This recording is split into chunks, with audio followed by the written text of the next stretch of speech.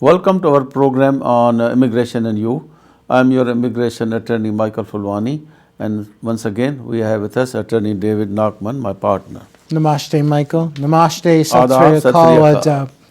Now, in our last program, we were talking about our visit to India, and at the time you are watching, we are probably still in India, and we were discussing about the items that we will be discussing with the American consuls with regard to the processing of immigrant, non-immigrant visas, issues that people have, and we bring to their attention some problems that we believe should be corrected. Now we continue that discussion further because quite a few things that we have learned from our viewers, from the letters and the calls, and we have put together a list of things. Now let's continue with the denials under section 212A6C or 212E, and maybe on other bases also, but these are the two very frequent important reasons that they deny. Now people that have committed a fraud or a misrepresentation in the past in applying for the visa, or including that particular visa for which they are going for interview, the consul, if he finds that there is a fraud or misrepresentation previously or now, they can then deny the visa and have a lifetime bar on that. On the other hand, if there is smuggling activity where a person has tried to put some other family member's child or some other child who is not eligible, they consider that as a smuggling. A lot of people think smuggling means going to Mexico or Canada, putting the child or person in the trunk of the car. Not necessarily. Aiding, abetting, assisting, anything like that almost is considered like a form of harboring. Harboring. Yeah. So that is considered as smuggling. So when they deny them under 6C or 6E, some of the categories, some of the people are eligible for a waiver. For example, a person who is applying and his wife is a US citizen or a green card holder, and she is going through extreme hardship, then there is a waiver. Hindi mein bolo to maafinama, forgiveness you can call it in Hindi.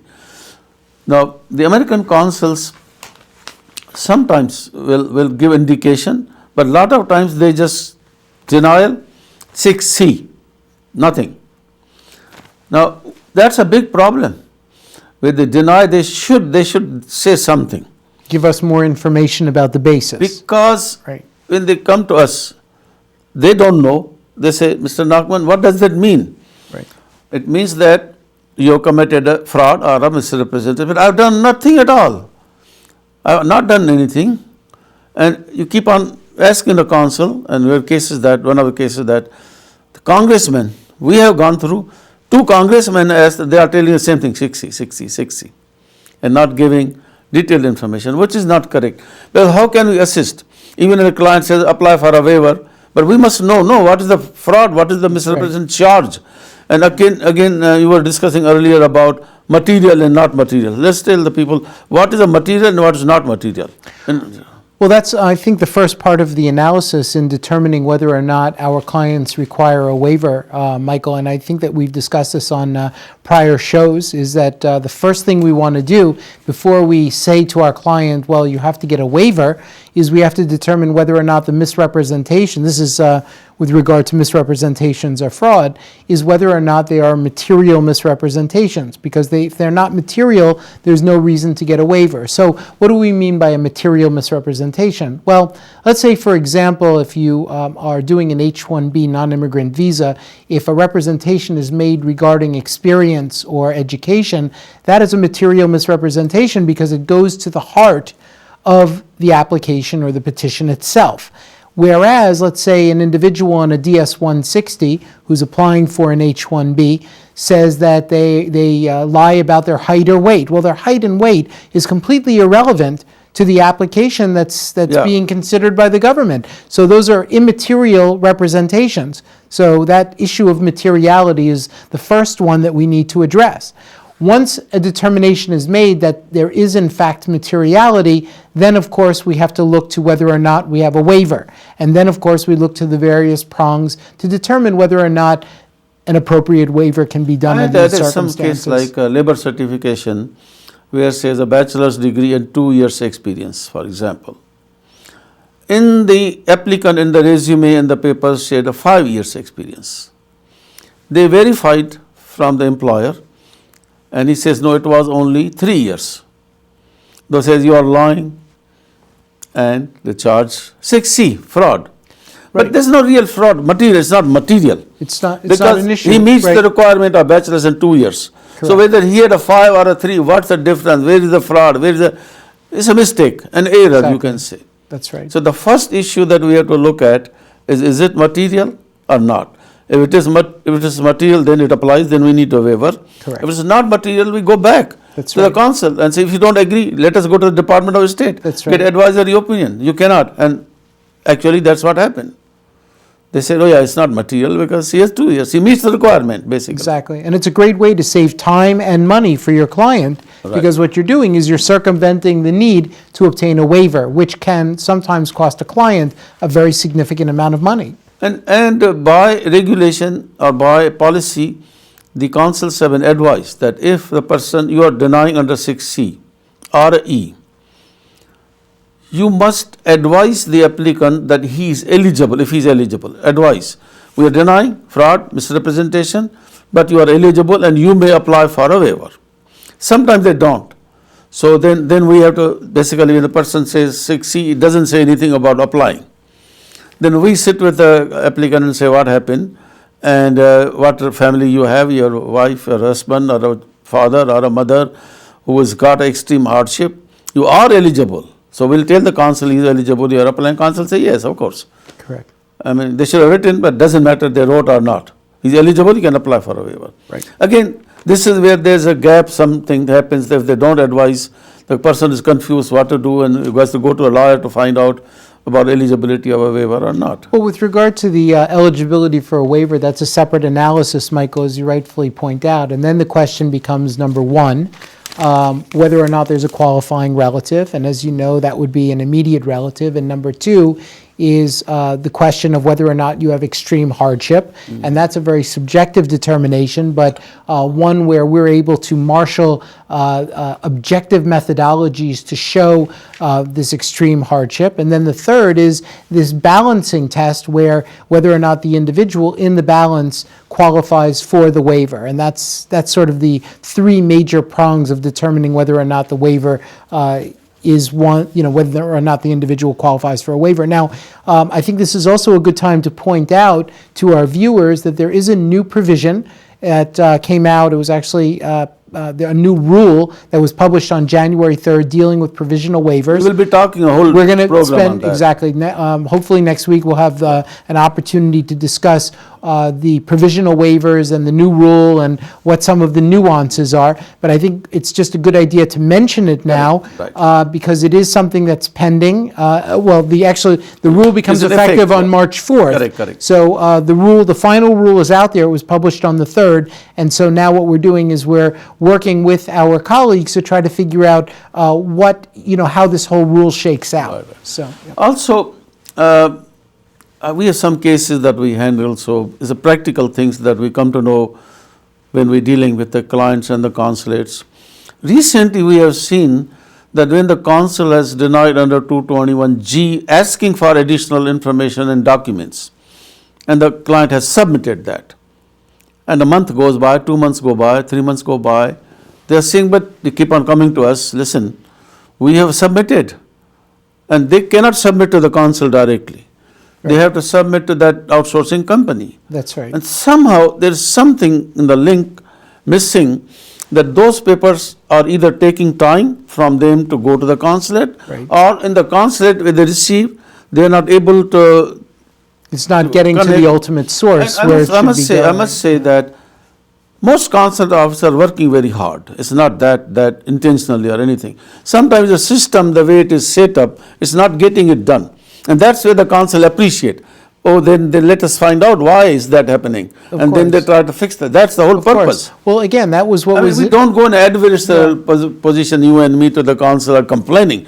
It's more than complaint, it's not complaining, but bringing to addition, suggesting, Exactly. suggestions, and telling them the problems are, and please look into that, maybe we can fix it and we can work together. I always tell them, you tell us what are the things our people, our clients can do to help you for a smooth processing, right. right? You tell us, and we can tell you what the issues are. This way, we can mutually understand both sides of the game and That's right. and do the Well, right Michael, thing. to do. you've been practicing for 40 years. I've been practicing for a little over 20. And what I've seen is a dramatic change in the attitudes of the U.S. Department of State, where many, many years ago, they said everything that they were doing was right. And they weren't even interested in our input.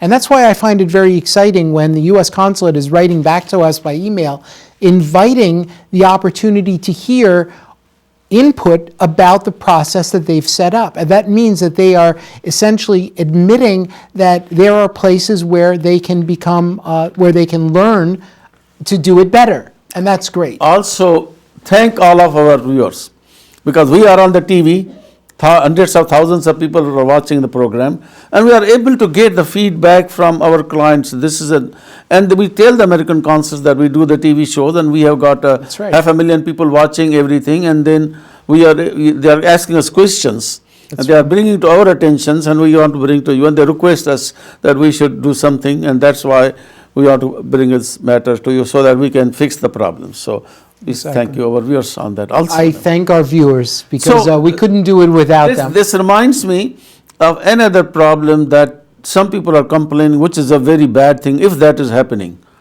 And that is what is happening is, I think we did briefly mention, about cases where there is a fraud or a misrepresentation. One lady told me that they keep on shipwrecking a little child from morning until 4 p.m. Just sit there. And then in the end, whenever they kind of asked a lot of questions and all that, and told her to write a statement or something to that effect. Some clients told me that they threatened him that if you do not sign, you are going to go to jail. Or somebody other said that the counsel told that person that you committed a fraud and all that, and if you don't tell the truth, you don't sign the statement, we're going to call the police and they'll arrest you. I am not saying that this is necessarily happening. Maybe they may be exaggerating something. Maybe something is there and something more. It happens. A person who's aggrieved or who's denied a visa is upset. But this is something to bring to their attention, that is it true? It could be happening. But again, I'm not saying all the consuls. Maybe most of the consuls don't do that. Maybe there are 1 or 2 or 3 consuls that really have a different kind of attitude or different kind of dealing with things. But that shouldn't happen. That's a no, no, no. I tell the consul all the time, person is not qualified, you can deny. There's no reason to make stupid comments sometimes. They make comments. Oh, he looks like uncle-niece marriage. Oh, this girl is a wife, looks like your niece, your daughter. Listen, deny. If you see there's a fraud, if you see a misrepresentation, just deny. Just sorry, I can't help you because there's a problem. You are not eligible, 6C, 6E, goodbye. Right. What is in a service? I have so many guidance, from emails from the Department of State, telling the consular officer that we are providing a service to the public. This is not service, Right. is it? Right. Yeah. Yeah, I think that's a difficult one, and I would say that probably if we are encountering consular officials who are expressing themselves that way, I'm sure that the supervisors are Especially- letting them know that that's true. not the That's appropriate way exactly to that's the handle it. purpose. Yeah, I think that, Yeah. this is not something that I've heard a great deal about. This is something that I have not personally encountered a lot of that type of thing. No, I have to say that generally speaking, the consular officials that we have interfaced with I'll have give you an been example. nothing but I'll professional. give you an example, David. It's Please, something. Basically, I tell you what, there was a case that a person wanted a kidney transplant, and his nephew was willing to come from India. They gave him one entry. He came here. The hospital told him, no, you go back because he needs some more surgery before we do that. He went back. The doctors called, said, okay, fine, now you come. He goes to the consulate.